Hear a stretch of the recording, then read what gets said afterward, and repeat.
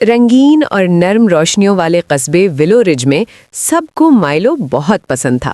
مائلو ایک چھوٹا سا چراغ ٹھیک کرنے والا تھا، جس کی گول آنکھیں، معصوم چہرہ اور سر پر ایک ٹیڑھی لال ٹوپی تھی۔ اس کے چہرے پر ہمیشہ ایک پیاری سی مسکراہٹ رہتی۔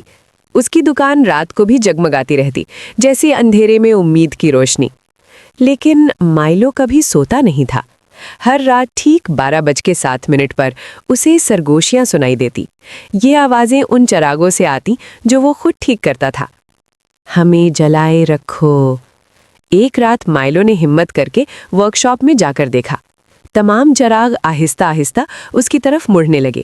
ان کی روشنی میں عجیب کھچی ہوئی مسکراہٹیں بننے لگی۔ مائلو پیچھے ہٹا، مگر اس کے چہرے کی مسکراہٹ ویسے ہی جمی رہی۔ اچانک اسے اپنی چھپی ہوئی حقیقت یاد آ گئی۔ وہ چراغ ٹھیک نہیں کرتا تھا، وہ لوگوں کے سائے ان میں قید کرتا تھا تاکہ اس کی دکان روشن رہے اور اس کی مسکراہٹ زندہ۔ اچانک زوردار روشنی پھوٹی۔ اگلی صبح دکان ہمیشہ کے لیے بند تھی، لیکن آج بھی ہر رات 12:07 پر گلی کے چراغ خود بخود جلتے ہیں، اور سب پر مائلو کی وہی مسکراہٹ ہوتی ہے۔